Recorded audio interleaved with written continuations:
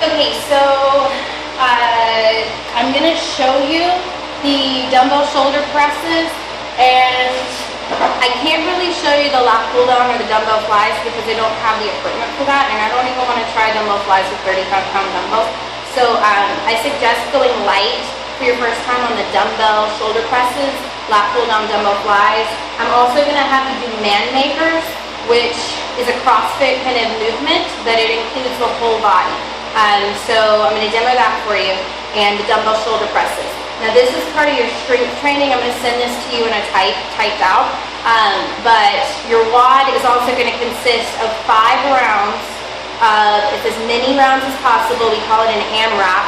And it's going to be 5 burpees, 10 air squats, 15 kettlebell swings. Now, I want you to do Russian kettlebell swings for now until you build up more of your shoulder strength, because I don't want you to hurt yourself or anything. But still go light with the Russian kettlebell swings, something that's going to be challenging but not excessively heavy. So, again, that's going to be 5 rounds, 4 times. So you're going to time yourself. So start like a little clock on your own and do 5 burpees, 10 air squats, and 15 kettlebell swings. Now this is your cardio aspect of your training. So you're not going to need to go run on the treadmill or doing the elliptical, because I'm telling you this is going to take you a little bit of time because it is 5 rounds, but it's intense. So those burpees really take the air out of you, so you're really not going to need to go get on the elliptical and do 20 minutes of cardio after all of this. So I wouldn't think it would take you 20 minutes to do that. The air squat should be pretty fast and easy. I'm going to demo how to do a proper air squat so that when we do start adding weight and making you do squats with weight, you'll be able to do them properly. I'm going to also show you how to make sure you're doing them properly by testing against the wall to make sure that you are going in that deep depth. I don't want any of these like quarter squats because those are kind of tacky, and it's not doing the purpose of a squat, which is the purpose is to work all the glutes, the hamstrings, all that stuff. So yeah, hopefully my recorder doesn't run out of time. And yeah, I'm going to first start off with the dumbbell shoulder presses, which is part of your strength portion. So we're going to be doing a dumbbell shoulder press. So you're going to take the dumbbells, don't go super heavy again because I don't want you to hurt yourself and hate me for life. So we're going to get that dumbbell up into that front rack position, okay? You're going to keep those elbows nice and tight. You're going to make sure the feet are up underneath the hips. Dip, driving those dumbbells up. To receive it, you're going to bring it back down into that receiving position, dipping down. Again, it's the dip, drive it up. Dip, drive it up. Dip, drive it up. Just the same movement, locking it out overhead.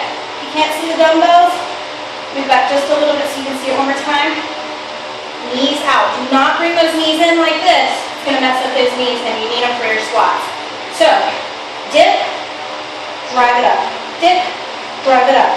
Dip, drive it up. Eventually you'll get good enough to where you can just link them together like that, but until you do, just reset every time and then re-dip. Reset every time and then dip. Alright? That's your first movement. Your second movement that I can demo is those man makers. So the man makers, you're going to get down, you're going to go down into that burpee. You're going to come up, row, row, jump up, receive them, press overhead. So you're going to have that press in there as well. So again, it's burpee, row, row, up, receive it, press overhead. Those are man makers. I'm not going to have you do a lot of those because they're pretty intense. And we want to save some of that energy for your AMRAP, which is that WOD that you're going to do at the end.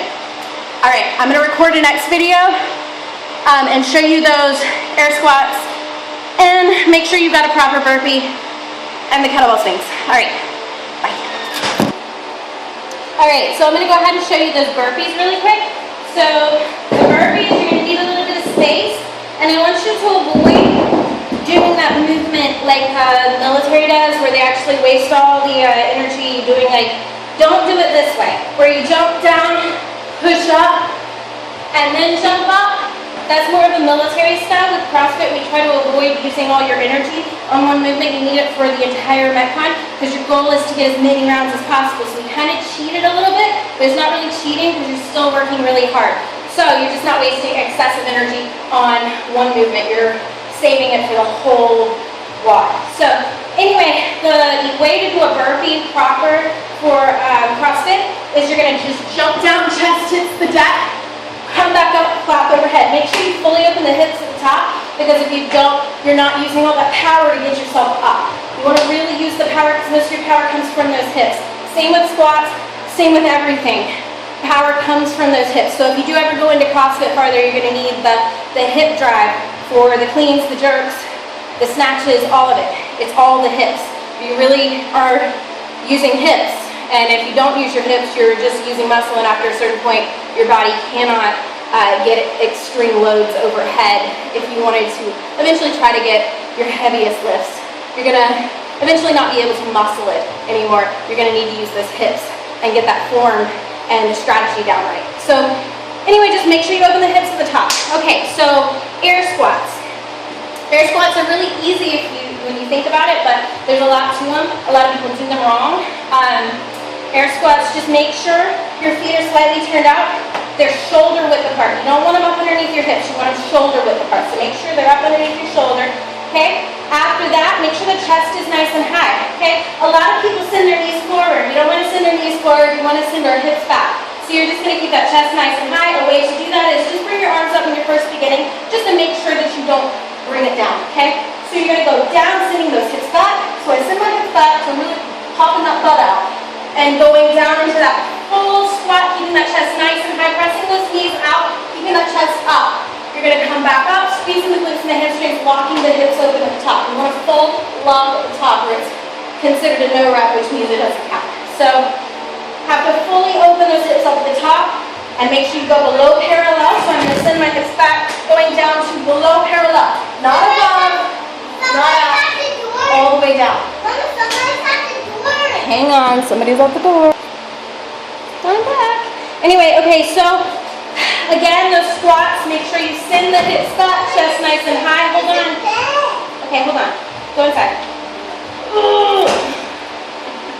So you're going to send the hips back, press those knees out, chest nice and high, sitting back in the heels, bringing it up, keep that chest nice and high, squeeze those glutes and those hamstrings, locking it open at the top. So that's basically a squat. If you don't think you're doing it right, you can go over to, let's see if I can set this up really quick, to the wall, okay? Once you go to the wall, you should have probably prepared this better. And clean it up. This is my sister, what? Alright, this is so professional. So you're going to step up to the wall. The closer you can get, and keep yourself from falling back without touching that wall, you know you're doing it right. If you can get all the way against the wall without touching, you know that your chest is up, you know you're doing the proper squat, and you know your knees are going out rather than in. So that's a good way to test. But that's the basic air squat. I think, oh, I gotta show you the kettlebell swings. So kettlebell swings, hang on, let me get the kettlebell. All right. So I use a little bit of chalk because it gives you better grip. When you're sweaty, you need that grip so that it doesn't go flying out of your hands. But I'm a chalk horse, so they call me that at the gym. I use it a lot. I might as well just bathe in it, you know? Scrub it all over my legs, whatever. But okay, so that kettlebell, you're gonna make sure it's right in front of you, a little ways, a couple inches out from your feet. I don't know if you can see it.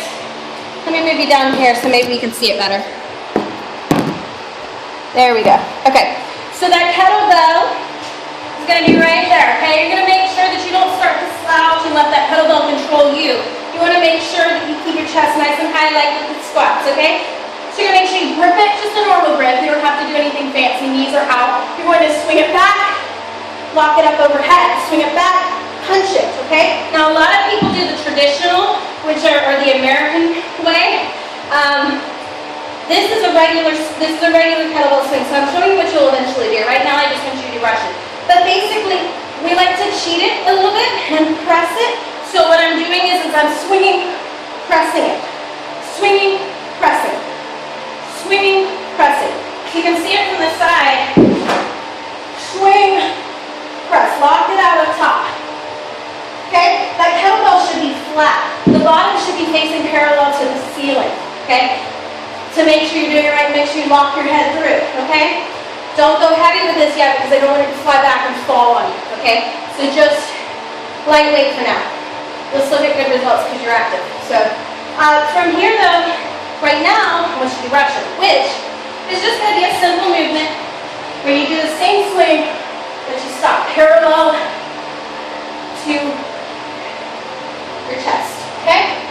So you're just going to swing it, keeping control the entire time. You don't need locked arms. You can slightly bend those elbows, okay? Make sure you don't go too high, just eye level, no higher, loose elbows. That is a Russian kettlebell swing. Very, very effective, really, really good movement. So let's do Russian for now, and eventually when you get the feel of the kettlebell, we'll move you on to American or the new traditional kettlebell swing. So again, that one's going to be those 5 burpees. So you're going to go into those burpees. 1, lock it out up top. 2, 3, 4, 5. Then you're going to those air squats. Knees out, chest up, send the hips back. Okay, after those 10, you're going into the 15 kettlebell swings. Russian. So up, 2, 3, 4, and so on until you hit 15. There's going to be 5 rounds of that. If at some point you feel just blah after the 3rd round, it's totally cool if you scale down and you only do 3 rounds. At least do 3 rounds though. Let me know how that feels. And yeah, we'll figure it out from there. I want to see how it feels though before I continue writing out a bunch of workouts for the rest of the week. But if you don't start today, this one will be for tomorrow. If you do have time, I don't know what time it is over there. If you do have time to do this one today, start it today. I'm going to go ahead and type it out for you on the computer so you can see what the reps are for that strength sport. And I'll retype out the Metcon or the WOD so you know in writing what you need to do. So if you have any questions of anything, especially the lat pull down dumbbell flies, call me or text me on there, or you can just look up the lat pull down dumbbell fly. That should work your back good. Don't go too heavy. All right, now I got to do my workout. So I'll send this to you, and I will talk to you soon. Love you. Bye.